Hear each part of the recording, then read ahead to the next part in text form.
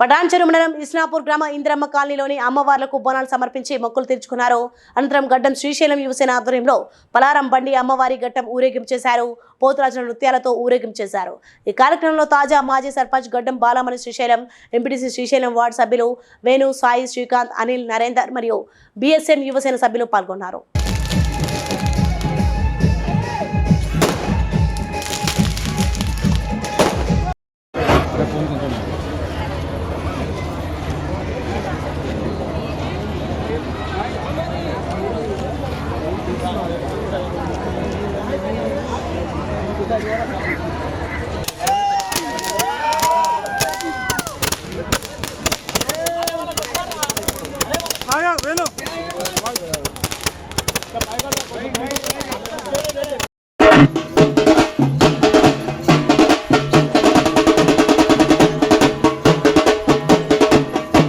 Please like and share, subscribe to BCN Telugu News.